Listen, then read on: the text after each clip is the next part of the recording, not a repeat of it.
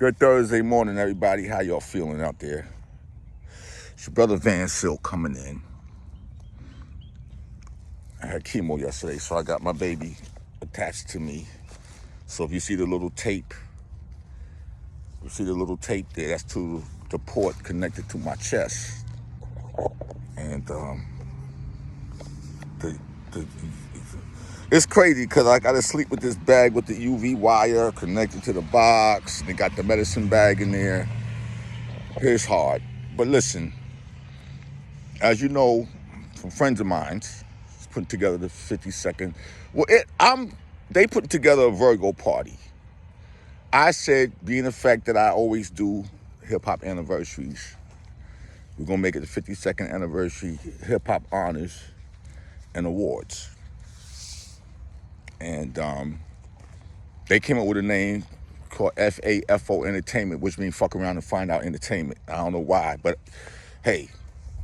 But this is what's going on. Because we're going to have those who's being honored the first time. And we got a special honorary award that is totally different than what everybody has done in hip-hop. And we're going to be giving that out to the honorees. There's 10 honorees. And the first set of flyers will have the first 5 honorees. Some are no longer here, and some are here. And we have surprise honorees that may not even show up on any flyers. But then we have awards that we're giving out. And from Black Wall Street. And we also going to have some more awards given out that night. And if you get a call from me, I want you to keep it to yourself. Okay? But it's still not going to negate you to still contribute to come at a special rate. Because to be honest, I don't really want to even do the awards, but I want to captivate that night on some people who I feel need to get the Black Street Awards, which we always give out at my events that I do. But I'm doing this, I'm helping these people. They're the one who's taking care of everything. And like I said, to all you Virgos, we have tables of 10. And also at this event, you can bring your own brown bag. And you also can bring your birthday cake. Now, if you just want a regular ticket, you pay for a regular ticket. You want a ticket with a dinner, to get a dinner, then that's a different price. If you want a table of 10 of your friends, that's a different price. Already got out the DJ selected, and could be surprise guest DJs playing. But, everything with me is always going to be a surprise. I say, I know how to do this, just follow my lead. Again, no sweatsuits, no sneakers. With sweatsuits and hoodies. But if you have on a suit jacket and some nice pants or jeans and sneakers, which is what I'm probably going to do, that's allowable. And to women, if you can dress up, I appreciate it. Like I said, if you get drunk, the Black Space security will escort you out the door. I already set it up with Tiny. Tiny's been down, and we already got our security, because I always use and support the Black Space Security, TBS. Keep the money in our family. They bonded and licensed. And this venue, we wanted to make sure, because a lot of people don't understand. So many venues didn't even want this event, and we was telling them there was just the mature audience of what we're doing. And even though the word hip-hop was associated, they turned us down. Trust me, we was looking at locations, and the people from FAFO Entertainment was calling this venue, call that venue. I'm on the phone trying to explain to them, and I say the word hip-hop, and then, who you having DJ, they ask who the DJ is and everything. And, it's so funny, because I used to be a promoter, but I do promoter things. But I don't do a lot of club things because I don't like dealing with the people who feel that they shouldn't have to pay to get in. And that's what I want to say. But on another topic, real quick, I'm going to have this topic within this post. And I'm going to say this because somebody called me up yesterday. And yo, Van, let me ask you a question. What do you think about DJ Hollywood and being part of hip hop and all this? And I said, you know what?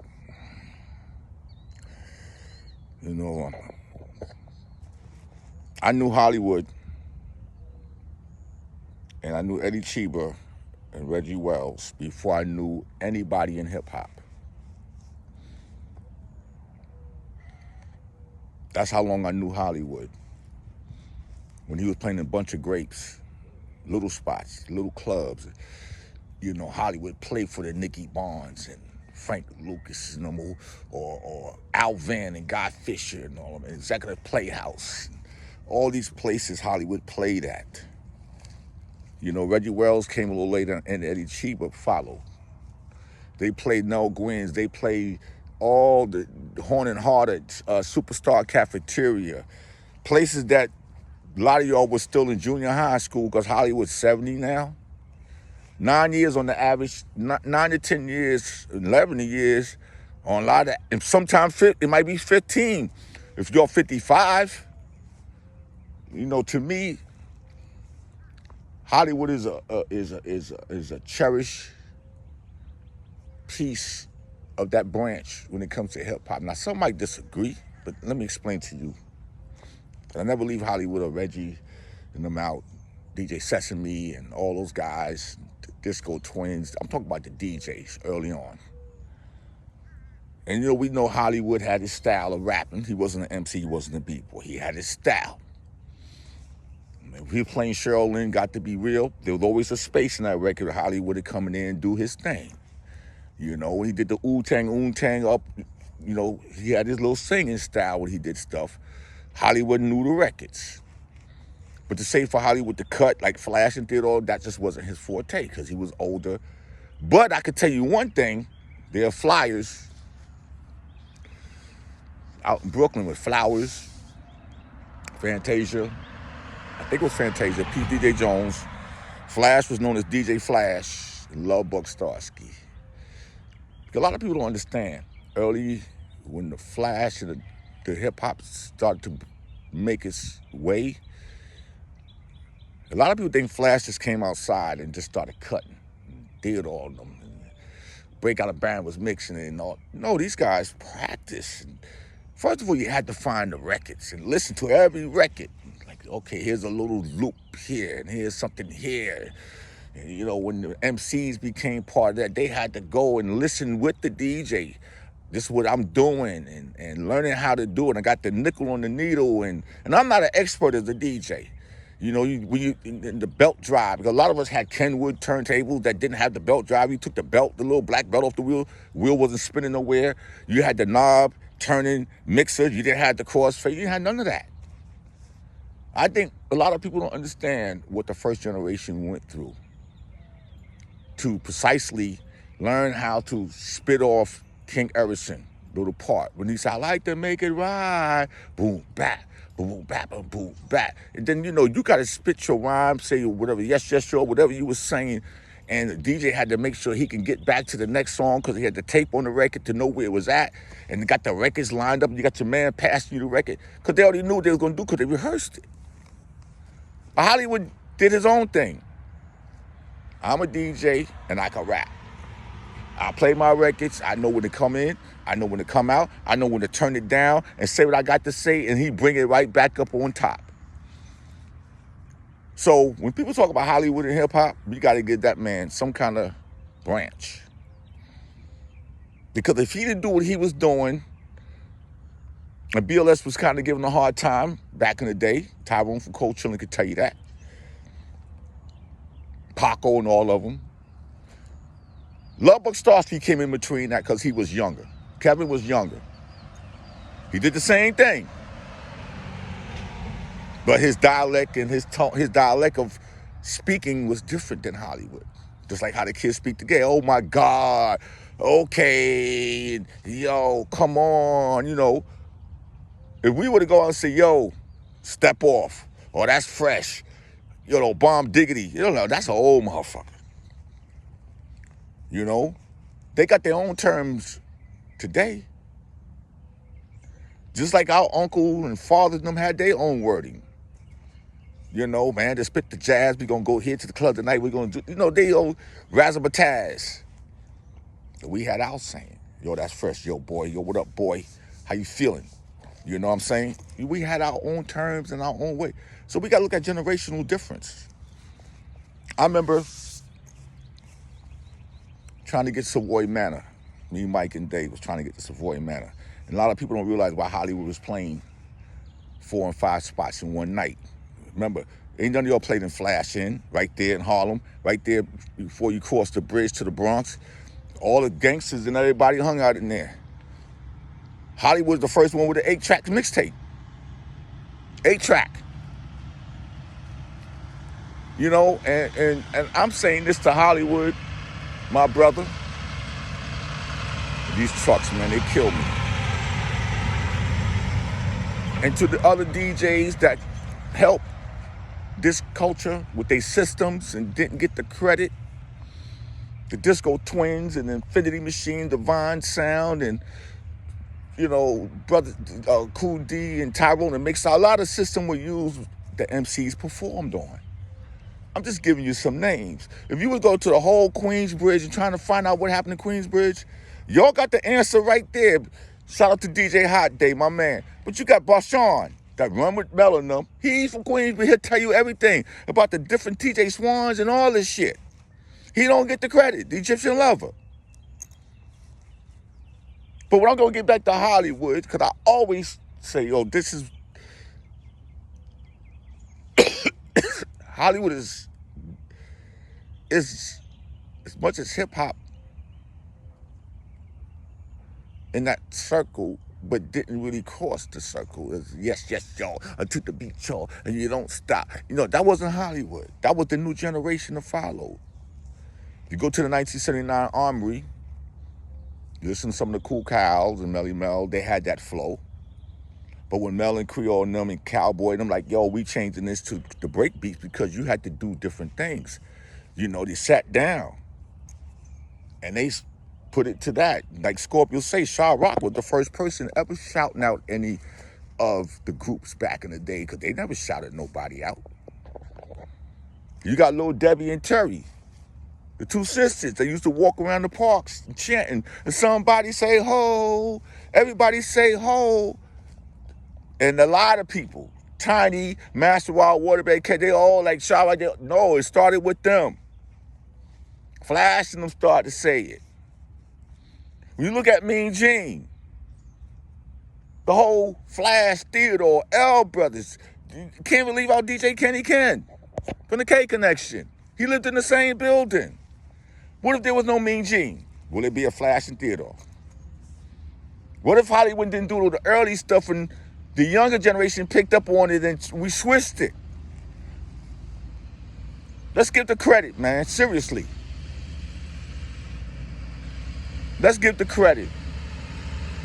Because I know there was 2 places that wasn't letting no hip-hop in there. Savoy Manor and Stardust Ballroom. So you had to rent them spots. And they was like, yo, who you got on the card? We went over there. You know, we talking about we had Crash Crew, Mastodon, and whatever the early shit was. No, they said no. I asked him why. He said because there's too many problems. And I'm out early, buses and Truck York Street. There's too many problems with a lot of the rap parties fighting and kids messing up the place and they don't know how to take care of it. And, you know, we want to make sure you have insurance on the place because of this type of party. And then I said, you know what? Let somebody else call up. I said, I'm going to tell you what it is. He gave us the answer. We didn't pick up on it. So the thing was, if you had Hollywood on your flyer, or Eddie Cheever, or the DJs that they know that play to a little older crowd, and you can mix it with the hip-hop, that's how we was able to get certain places. Armstrong had Ecstasy Garage, so that was self-contained. But I'm talking about those ballrooms owned by the Caucasians, okay? So Stardust Ballroom, particular, which was owned by Jack and some Italians, and the Savoy Manor. So if you had Hollywood on your flyers, you hit Hollywood off. Back that time, Hollywood was getting $500 a night, around the OJ. He might have a party in Queens, Brooklyn, Manhattan, and Harlem in the same night. He'd do it all because you needed his name on certain places. Plus, he was hot on flyers. And the mixture of Hollywood being on a lot of the hip-hop shows, basically, it's incorporated. Because he'll do his thing, because no other DJ was doing what he was doing besides Starsky on the mic and rapping and then this and that, you know. And when you look at all the S&S and the Ron G's and the Kid Capri's and all these DJs, they took that flow. They even took the playlist, and you knew if you played a certain record and you knew Before I Let Go was gonna come right behind it. Because everybody basically like, yo, okay, these are the records that he played in this order, I'm gonna do the same thing. But a lot of them learned how to cut the volume down and say a little something and bring it back in on the beat. Hollywood started that. And Lil Bug also did it too. And then a lot of other DJs who couldn't really cut. A lot of DJs wasn't great vocally on the microphone either. You know, Bam Bada play a record, he'll cut it down and, yo, check this out. And next, yo, I got this new beat. And next thing you know, Bam Bada go from a break beat to a calypso record. Africa Islam wasn't the type of person to speak on the mic. DST, a lot of DJ wasn't vocalists on mic. Hollywood was, so he gave hip-hop something. And if anybody disagrees, that's on you. I'm not going to respond to no comments because this is what I've seen and witnessed. I'm not taking nothing away from everybody. I'm just saying we need to learn to understand just because he was in the parks, he was in the clubs. We didn't have no place to go in Too Cool Herc. Started doing the PAL and later on the Hevalo. We didn't have no place. When Kaz was casting over Fly, he was a DJ. Then he became an MC. Brothers Disco was doing their thing. Mario's over here. Cool D and Tyrone the mixologist sound system. Cool DJ AJ. He didn't get on the mic. With his lispy, yo, what's up, Silk? What up, RC? Yeah, Kenny Ken. Sonny G. Busy B was on everybody's set. Cowboy was on AJ's set. Mean Gene, L Brothers, Master Wild, Waterbury, Ruby, and all of them. But when you go and look at everything, let's keep it real now. Let's keep it on some 100 shit. When you see Brucie B and all these guys do it their way, because that's another part of what we don't really want to accept. Kid Capri became a DJ, didn't know how to cut. You ask Kid Capri, yo, he'll tell you straight up. I used to watch DJ Kevin Rockwell over in Marble Hill, in the parks. He'll tell you that. Ain't nobody, Flash didn't have, and theater on them, didn't watch nobody to do what they did on the turntables. Who taught them? They taught themselves. They created something that should have been patented. Don't ever put Flash and Theodore and certain other DJs in who the top 10 DJs in hip hop. Man, don't ever put them in that category because there's nothing to be matched. Everybody took what they did and advanced it along the way. People don't look at Rock and Rob, don't give him no credit. Dr. Dust from Millbrook.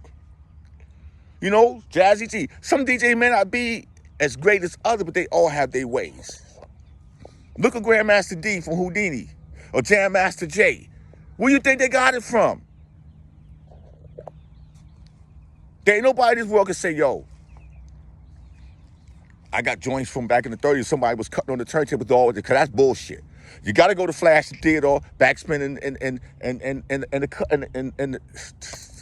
I'm going too a little fast. The backspin and the cuts, the scratch. No matter who did what. Those are the two DJs that a lot of people looked at, and they had to go home and figure out how to do it. I talked to DJ Divine from Infinity Machine. I said, yo, man, when you started DJing though, Van, I just thought it was easy, man. I had to go and get a turntable, Then I got the wrong turntable. Then I got this. He said, I had to go and find the records.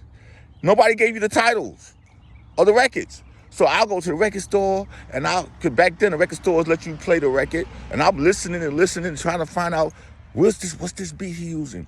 Or what is this that he's playing? A lot of DJs had to go and look for shit. It wasn't hard. We ain't talking no James Brown records or Parliament's record, because that was out there.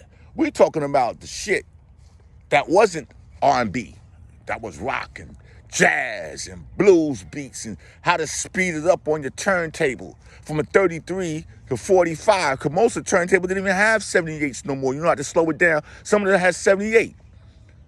And the DJ sometimes would spin the record up and it'd be a little fast, and they had to slow it down with their finger around the cue, around the record thing on the turntable with their fingers and slow the record down.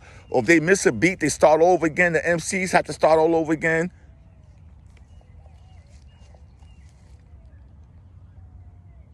Don't take yourself back to 77 in the parks.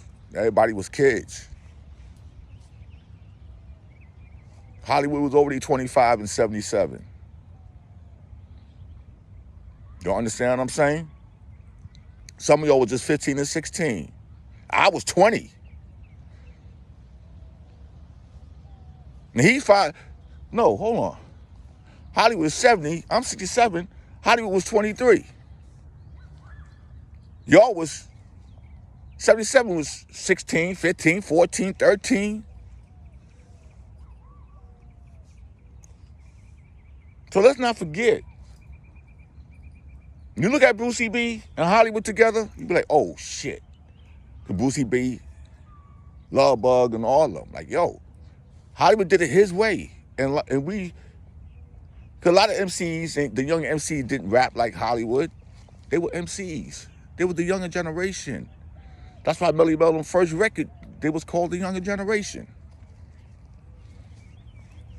Their first record, put out by Terry Lewis, not the Terry Lewis and Jimmy Jam Terry Lewis, it was the Terry Lewis that lived in Queens. He used to walk around in the summertime with a hot-ass fur coat.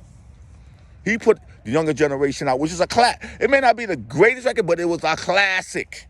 Look it up on YouTube, the younger generation. We rock more mellow, okay? Because nobody knew how to make records.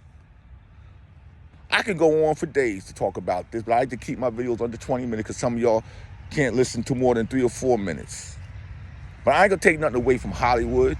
I ain't taking nothing away from Eddie Cheever, and I ain't gonna take nothing from Reggie Well, because what they were doing it for their age bracket. Hollywood did his rap style, his age bracket, and Hollywood knew how to adapt to anything when it came musically, because he's musically inclined with his ears. He could play records. If Hollywood don't even, he know where the needle go. But now you got the controllers now. Could you imagine what his computer controllers look like of songs? He's an older man now. He sits down and he plays the music and still do the same shit. So on that note, I want you to come out, because there will be surprise honorees. I'm not going to put all my eggs in one basket with this event. We already got like 10 tables reserved out of the 28 tables. If you want to do your birthday, whatever, holler at me. And once the flyer go out, you go holler at the people that's giving it, because I don't want all this on my back, because I still got other things to do. Get my health right and get this documentary on how important it is to MCs to hip hop. And then we're doing how important it is to DJ to hip hop. But I also want you to understand, when y'all couldn't get in 371, or you couldn't get in P&P, Pete Jones' spot. Pete Jones and them told me one time, and go over to disco. I had on shoes and pants. Yo, go to Disco Fever. You can't get it in. KC, the Prince of Soul. I got a picture with KC. I haven't seen him in 7 years. And eventually, me and Pete Jones became cool. I'm like, yo, man. They had to get Sal Father Alley from Salt and Pepper, because I didn't know Sal really that good for me to go over to Pete Jones' little spot he had on Jerome Avenue. And when I met Ali, and then he said, I got my son Salvatore, call him Salvador. Me and Sweet G was talking about that the other day. made games people play. He's 73 years old. He older than Hurt and Coke La Rock and Hollywood. He said, oh man, I knew Ali first because we used to be in Salt and Pepper, his bar, on 167th Street. Where our parents used to hang out at. Because I was doing some street shit. But the point I'm trying to say is, man, everybody play a part in this game. Whether you was a publicist or a writer or photographer, hip-hop brought a lot to the table, globally, worldwide. And when people ask me about Hollywood, no matter what you say, you have your own opinion to interject your own opinion. But Hollywood in my world is always going to be, he's part of our culture because he left a lot in the diecast and all we had to do was add to it and change it around because you're younger. And we all auditioned to be a DJ and an MC back in the day. It ain't like they just popped up. You had Melody Creole, okay now, and then now they met Cowboy. Cool, okay, we sound good together. Scorp told me, he went to AJ to want to be his MC. AJ told him no. And he went and got with Flash and Melanin because that was where he belonged. Because you got the Grandmaster Flash, now we got the Furious Five. And then when they got Raheem, when he left the Funky Four, it was completed. So every group, from Cold Crush to Fantastic, Crash Crew, Mastodon, Flash, Funky Four, Soul Sonic, all those groups, whatever MCs ended up with those groups in the final frontier, that's the group they were supposed to be in. Treacherous 3, The Fearless 4. Remember Spoonie G and the Treacherous 3. Spoonie G was Treacherous 3 until he put out his record and then he went and got Special K. Because remember, everybody from Harlem, K is from the Bronx. Y'all don't let me tell it. Please don't let me tell it. I want you to enjoy your Thursday. I gotta get ready and rest up. I did fall asleep, get 6 hours of sleep. But I want you to know this is gonna be a big event. We're not gonna add no artists on until later on because it's more the honoree. It's a dinner. We could dance, you could have fun, take pictures, and enjoy ourselves. On that note, Van Soak is out. Peace.